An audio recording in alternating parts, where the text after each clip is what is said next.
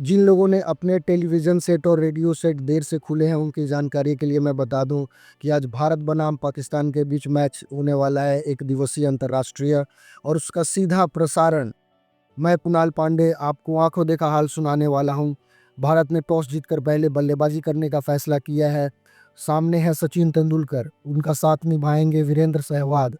पाकिस्तान की तरफ से गेंदबाजी का कमान दिया गया है शोएब अख्तर के हाथों में। शोएब अख्तर हमारे स्टेडियम से दूर जाते हुए धीरे धीरे आगे बढ़ते हुए दाहिने हाथ से ओवर द विकेट, और ये उठा दिया है गेंद सीमा रेखा के बाहर 6 रनों के लिए। ये लगा डाबर चमनप्राश छक्का, कनेक्टिंग इंडिया। टाना। ये जब स्वर ध्वनि हमारे कानों में पड़ती थी तो ऐसा लगता था समा वहीं का वहीं रुक गया। ये मैं बात कर रहा हूँ, पुराने ज़माने तो नहीं कह सकते क्योंकि सचिन तेंदुलकर आज भी लोगों के दिल और दिमाग में छाए हुए हैं, चाहे वो जहाँ भी रहें। भले वो अंतर्राष्ट्रीय क्रिकेट से संन्यास ले चुके हैं, मगर उसके बावजूद जो हमारे युवा खिलाड़ी हैं, उन सब की तुलना कहीं ना कहीं कभी ना कभी इनसे ज़रूर होती है। तो कैसे क्रिकेट वक्त के साथ बदलता चला गया, माहौल बदलता चला गया। जो पहले जो गहराई, जो प्यार, एक आकर्षण जो हुआ करती थी क्रिकेट के प्रति, वो कैसे अब धीमा धीमा होता चला गया। पहले की क्रिकेट की एक खासियत क्या थी कि वक्त वहीं रुक जाता था। मुझे याद है कितना समय घंटों खड़े रह के हम पान की दुकान पर क्रिकेट मैच देख लिया करते थे, किसी टीवी की दुकान पे खड़े होकर मैच देख लिया करते थे। और जब इंसान चल रहा होता था तो कहीं भीड़ लगी होती थी तो समझ आ जाता था कि अरे आज तो मैच है। पहले उतने अपडेट्स नहीं होते थे आज की तुलना में आपके मोबाइल फ़ोन में। खैर मोबाइल फ़ोन का भी चलन नहीं था उतना, लोग रोकते भी नहीं थे, अपना टीवी ऑन रखते थे तो ऑन ही रखते थे। उस दौरान मान लीजिए किसी किराने की दुकान में कोई ग्राहक भी सामान लेने आता था तो लोग बोलते थे अरे थोड़ा रुक जाओ, थोड़ा रुक जाओ। सचिन तेंदुलकर जी जब बैटिंग करते थे तो क्या ही बोलूं, 2-3 बार मैंने बोला, एक बार और बोलता हूं कि वक्त थम सा जाता था। निगाहें सिर्फ उनकी बैटिंग पे। उनको किस चीज से पुरस्कृत नहीं किया गया, मगर सबसे जो खास पुरस्कार मैं मानूंगा वो ये मैं बताऊंगा कि किसी ने ये कहा कि मैं इस बल्लेबाज के बारे में ज़्यादा जानता नहीं और क्रिकेट मेरी पसंदीदा खेल भी नहीं है, मगर इस कारण मैं देखना चाहता हूं इस बंदे को कि ऐसा कौन सा बल्लेबाज है जो मैदान में क्रीज पर बल्लेबाजी करने आता है तो मेरे देश का 0.5% इकोनॉमी गिर जाती है। जी हाँ, वो है दुनिया के सर्वोत्तम बल्लेबाज में से एक सचिन रमेश तेंदुलकर, जिनका नाम ही काफ़ी है। और जितनी तारीफ कर ली जाए उतनी कम। वक्त के साथ साथ एक अंग्रेजी में कहावत है, every manufacturing has an expiry.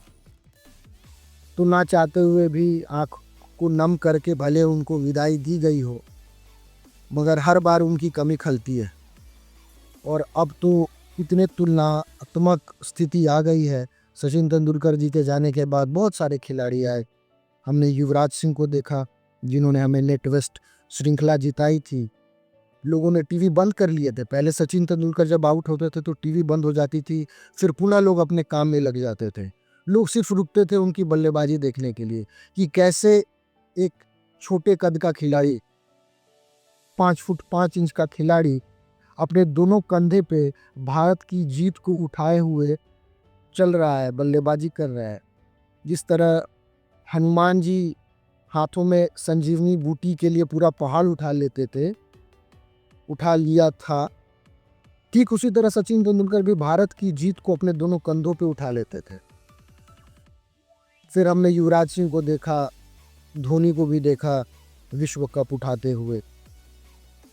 फिर भरोसा विराट कोहली पे आया, रोहित शर्मा पे आया, उन्होंने भी अपने अपने खेल दिखाए, श्रृंखला जीती, और अब वो भी संन्यास की ओर है।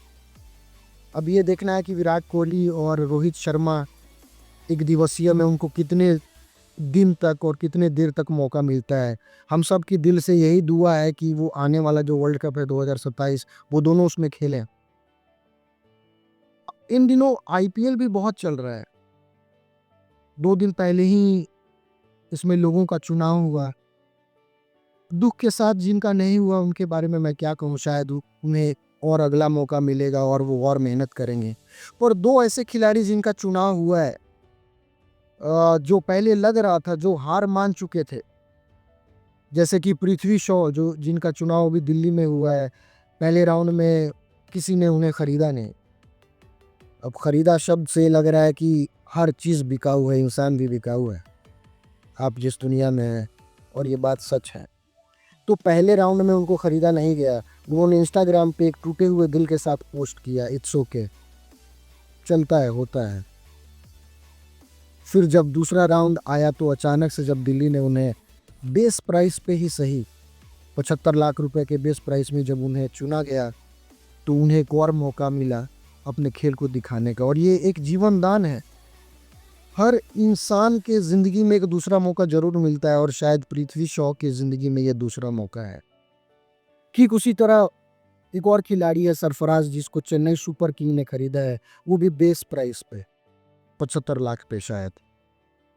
इन दोनों खिलाड़ियों के निजी ज़िंदगी को लेकर कुछ चर्चाएं चल रही थी, क्यों वो क्रिकेट में प्रदर्शन नहीं कर पा रहे थे, और उन दोनों ने बहुत मेहनत की अपने ऊपर। सरफराज ने भी अपने वजन को काफ़ी कम किया, और अंततः इन दोनों की नियुक्ति हो गई। अब देखना है कि जब आईपीएल शुरू होगी तो इनका प्रदर्शन कैसा रहता है। मगर इस सारी बातों से, इस श्रृंखला से एक चीज़ तो बिल्कुल स्पष्ट है कि आपको मेहनत करने में कभी भी किसी तरह का संकोच नहीं करना है, पीछे नहीं हटना है। एक और बात है, हर इंसान के ज़िंदगी में एक ना रुकावट आती है जहाँ पे लोग आपको पत्थर मारते हैं। तो सचिन तेंदुलकर का ही कहना है, when somebody throws a stone at you, convert that stone into a milestone। तो लोग जो पत्थर फेंक रहे हैं उसको रखिए, जमा कीजिए और माइलस्टोन बना दीजिए। और अपने पे मेहनत करना कभी मत छोड़िए, क्योंकि आज नहीं तो कल आपका वक्त आने वाला है। एक लाइन और मैंने कहीं सुना था कि आप हमेशा वस्त्र धारण करे रहिए, मतलब तैयार रहिए, गेटअप में रहिए अपने।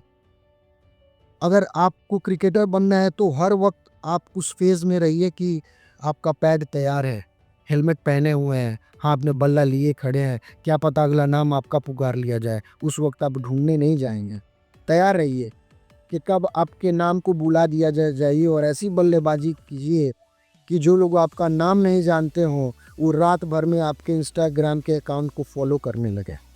प्रणाम, नमस्कार, शुभ शुभ।